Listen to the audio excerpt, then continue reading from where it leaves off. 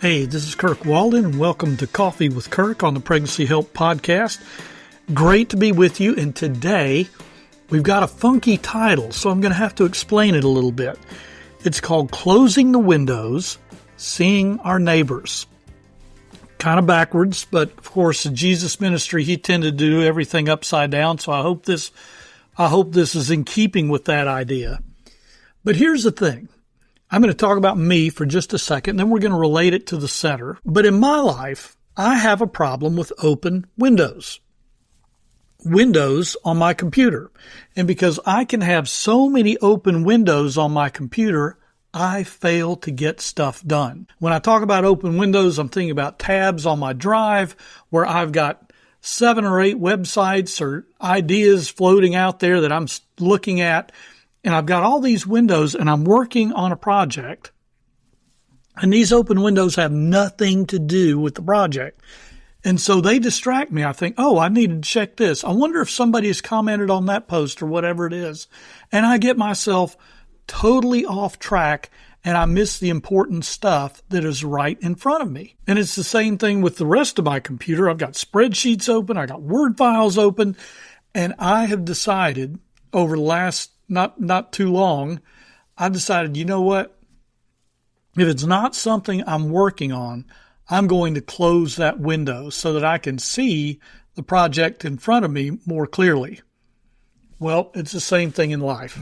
I think sometimes we have so many open windows that we fail to see our neighbors. As we boil it down to pregnancy help ministries, I think we can have a lot of open windows and miss the staff members around us. Look, I'm just going to tell you, I think that we're really good, most all of us, we're really good at reaching out to clients. They're why we are here. We focus on them well. I don't think I've ever been to a center where they say to a client, you know what, we really don't have time. We're working on policies and procedures, so maybe you can come back another time. I don't think those open windows when we're working on things related to the center keep us from seeing the people in front of us when it comes to clients. But I do think sometimes we have a lot of open windows at our centers, things we're working on, things we're doing. And if we have too many, we're unable to build a culture.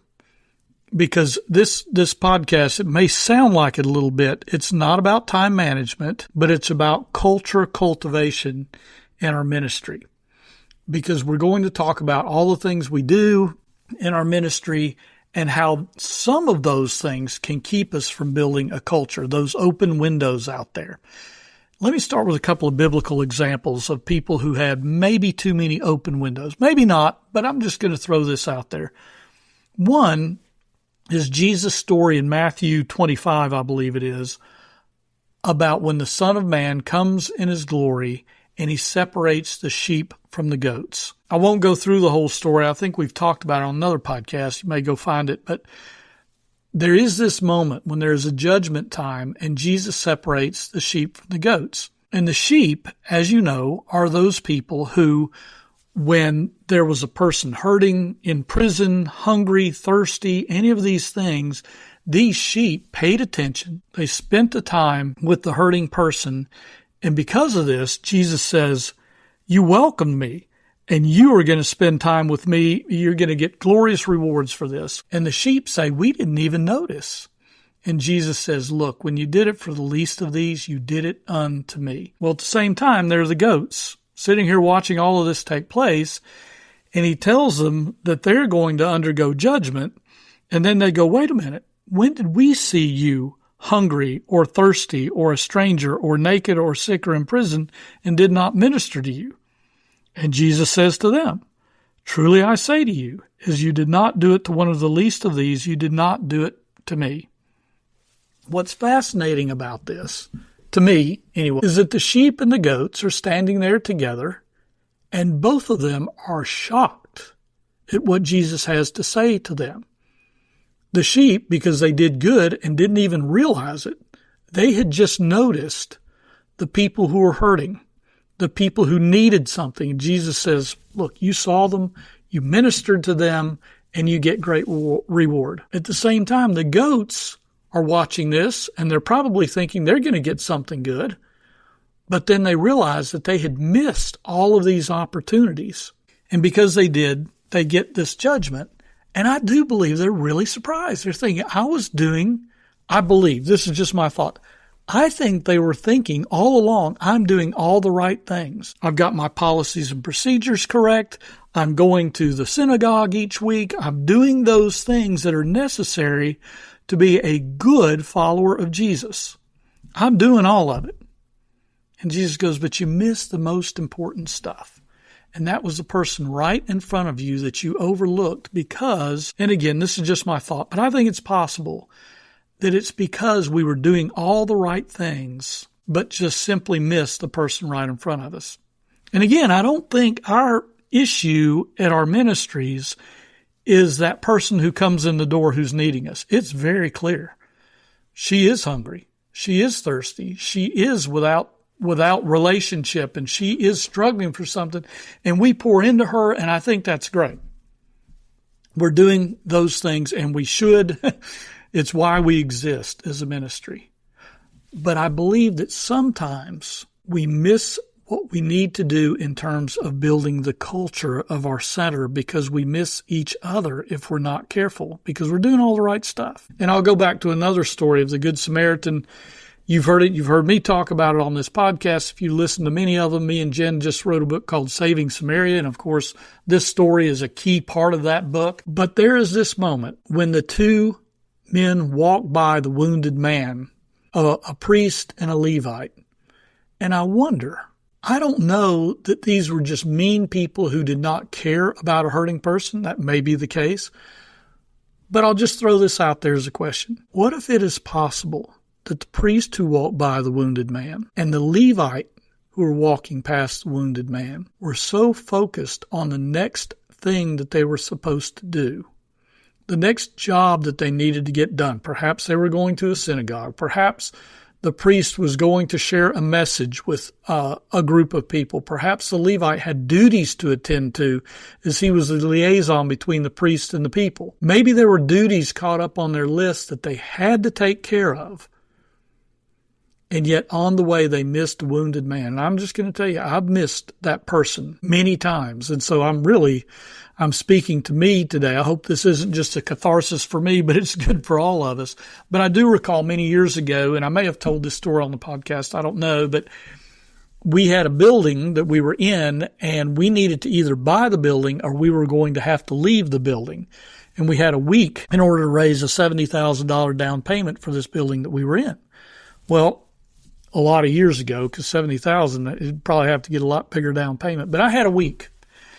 And my board chair told me to start calling our major donors. And I said, yep, I'm going to start doing that. And I got busy in this project. It's an important project. Heck, the future of where we were going to be, we were going to be out searching for a home, and we were living rent-free in this building. And all of a sudden, everything was about to change if we didn't raise this $70,000. So understandably, I'm focused on this. But during the week, one of our volunteers comes in and she says, Kirk, what are you doing? And it wasn't accusatory or anything like that. She just said, what are you up to? And I told her, and she said, usually you come down and see us in the morning and check in with us. And I just noticed you hadn't come by. And I was just wondering what was going on. And she wasn't accusing. She wasn't judging. She was just a little bit concerned. And I realized right then that I needed to put the phone down, because even though this was a huge deal for our ministry, the most important thing that we as a ministry did was reach out to those who came in the door. And if our staff wasn't strong because their executive director was checked out for a time, and again, we all have to do this sometimes. We have to close our office door and do things. But I knew at that particular moment, I could take 5 minutes out of my day and go down there and check in with everybody. And so I put the phone down and I went down there and I checked in with everybody. And as a postscript to this story, I think it's important that during that week, my phone calls netted about 16,000 of that 70,000. But it was phone calls to me out of the blue that brought in the other 54,000. And one of those phone calls was at the end of that week. Her husband called me up and he said, Kirk, I don't know what you folks are doing down there. Now, he was not a Christian at the time. He is now, very strong. He said, I don't know what you people are doing down there, but, it's changed my wife's life. And he said, I heard that you had a need, and I'd love to give $10,000. And I thought, wow, this is what God does. He tells us to do our part, but then he rolls up his sleeves and says, I'm going to show you who I am too during all of this time. Just because it was for him, I thought, and I have not forgotten, this was, goodness gracious, this was 30 years ago. I have not forgotten about that moment, and I can see her face as she stepped into my office and wondered why I hadn't come down. And so as I speak to you on pod, I'm thinking we cannot forget to build the culture in our centers. And if there's a time, because when she walked in my door, I saw her as an interruption. And that's okay. Sometimes people are interruptions. I don't want to say that every person who ever steps in our door, every person who comes by and says they want to talk, that there's never an interruption in our lives. Some people are very needy, and we do have to set boundaries, and I totally get that. But I think if we reach a point where people become interruptions, and even now as I say this, I've got a neighbor up the street, and sometimes he's called and wanted to go to lunch, and I've thought, yeah, I just don't have time to schedule this right now. I think, Kurt, you're probably doing too much. You're probably not prioritizing well. You probably have too many open windows of things that you are doing that because of these open windows, you can't see the people in front of you. It's a balance, I know, but I tend to see that if there are too many times when I see a person as a distraction, if it's once here and there, okay, I get it. But if I begin to see people as distractions because of all the important things I have to do, I need to step back and reevaluate. And I think at our ministries, whether it's a maternity home, a pregnancy center, a medical clinic, a mobile unit, whatever it happens to be, I think we need to, and it starts with all of us, not just our leadership, but all of us. When I look at my day ahead, do I have enough margin built in so that a genuine needed interaction is welcomed? Do I have enough margin so I can welcome those genuine needed interactions? Or am I seeing them as distractions? Do I go in with 100,000 things to do and I simply don't know if I have time for somebody today? If that happens too much, again, once or twice, a one-off here and there, I get it, it happens. But if it tends to be a pattern, I need to step back and rethink. And in fact, a few weeks ago, I stepped back and I wrote down what are the most important things I do. And if something I'm doing is not related to that, I'm probably opening too many windows so that I cannot see the person in front of me. As an example, kind of a funny thing, I work out of my home. I have several. For those of you who know me, I've just finished a book, obviously. On top of that, I speak at events. I do writing on a regular basis on Substack, and I have a couple other things that I do. I work with centers in different areas. So I wrote down those things.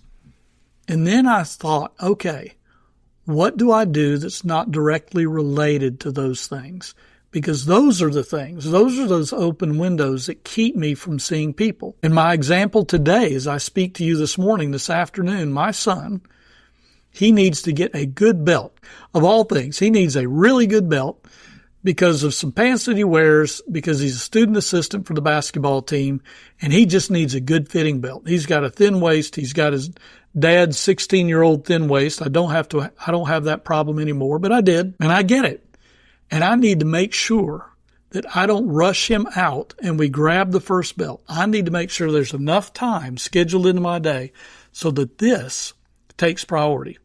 So I've got things to get done, including this podcast, because that's one of the most important things I'm going to do today. What is it at our center, at our ministry, that we can do to make sure we build a culture where we have time for each other? I know it's important that we have. It's been said in different venues at Heartbeat. We have BHAGs, big, hairy, audacious goals. I love those because we pull together as a team and we do what seems to be impossible with God's help. With God stepping in, we can do anything. We can do bigger things than we can imagine. Greater than we can ask or think is what he can do for us when we put all of us together and pull together as a team. And yet, balance here. If we're always seeking the next giant goal or initiative, and we're always grabbing each other and saying, we got to go do this, we got to go do that, we are in danger of not setting a foundational culture where those big things can be accomplished. We've always got to make sure that we're building our culture. And how we do that, you've got all the ideas out there as how we build a culture. I'll toss out a couple here. But I think of one. Do we have a time that we spend together where we're not accomplishing something? And hey, if we do a devotional together, I think that's great. But I'm also thinking about those times when we schedule some time together as a staff, and not after hours necessarily, but within our time frame of working. If we can find a way to do this, maybe we have lunch in together, and I don't know if we can shut the doors. I don't know your organization well enough to tell you what you can do and what you cannot do. All I'm saying is that we need to schedule these times when we simply, maybe it's get to know each other a little better. If you're listening to this as a group, do you know where each person on staff was born? Do you know where they grew up? Do you know what type of school they went to growing up? Do you know what their hobbies are? Do you know if they have children? Do you know what their children are doing? Do you know if they went to school beyond high school, where they went to school and why? What is a favorite memory that they have from growing up? Are we getting to know each other in that way so that when the needs come up, that we can speak into each other's lives as a friend, as a confidant, growing together in different ways? Have we taken the time to build the culture? And I think one of the keys to taking the time to build a culture is closing some of our windows, those extra things that we do that we don't have to do. And it may be that each of us looks at our job description. We say, okay, this is my homework after this pod, is to go back and look at what I'm doing and make sure that I've got enough margin built in. And there are two possibilities here. It may be that your job description is bigger than the time that you have in the month or in the week or in the day or whatever it is. And if so, we need to address that with the person we report to, and not in a, hey, you're making me do so much, not that type of way, but in a, you know what? I sat down and looked at my job description, the things I do, and I tried to sketch out about how much time each takes, and it's not fitting. I don't have the time. We talked about building culture on that podcast, and it is my homework. I wrote this down, and I don't know. Can you tell me if I've got too much on my plate or if I'm not prioritizing my time? How can we put our heads together on this? Because sometimes it's not that we have too much on our plate, is that we're not prioritizing our time. And that's what I do. Just as I said, I sat down and I talked about my big priorities, what I need to do. And if I'm not doing something specifically related to one of those, I need to think about how important it might be. And for me, it simply means closing those windows on my computer and closing those outside things when I am here, so that I have the time outside of this office to get done, have the time outside of this office to build relationships and build culture within my neighborhood, within my friend group, and all of these different things. And of course, within my family. So I think one thing we can take away from this is sitting down and saying, okay, do I have too many distractions? Do I feel like there are too many distractions in my day? Do I see people, genuine interactions that are needed interactions? Do I see those as distractions? Or do I welcome these? And if I see too many of them as distractions, I need to go back and look at what I do each day and say, one of two things is happening here. Maybe there's too much on my plate. Or maybe I've taken things on my plate that I don't need to. Or perhaps I need to close some windows out there in my office and so that I can be focused on what I need to do, so that when someone comes in my door, I can build the culture. Because here's the takeaway. If we build a culture by getting to know each other, by spending some time with each other. And don't be the office interrupter who just goes from place to place, knocking on people's doors and chatting. But if we need to have some genuine interactions, let's make sure they're welcomed. Let's find ways to do that. Let's schedule time as a staff together so that we're building that culture. And let's make sure we're not so project focused and even so client focused. And of course we have to be client focused. But that we don't get so focused on these things that we're not spending the time with each other. Let's make sure we're getting to know each other. Let's make sure we're building that camaraderie. And sometimes to build that camaraderie, it means closing the windows so that we can see each other as neighbors. Again, this is not a pod about time management. It's about culture cultivation. Can't even say it. It's about culture cultivation. How do we cultivate our culture? Are we closing enough windows so that we can open the windows to building a culture? That's what I want us to take away. Look around. If you're listening to this as a group, look around. Are we building a culture? How can we do that better? Let's brainstorm on that. Let's brainstorm how we can carve out some time for each other so that we can build that culture. And maybe it takes our to-do list and saying, you know what? Maybe this doesn't need to be on the list today. I don't know. But I do know culture cultivation is vital for us. Let's close the windows. Let's see our neighbors. Thanks.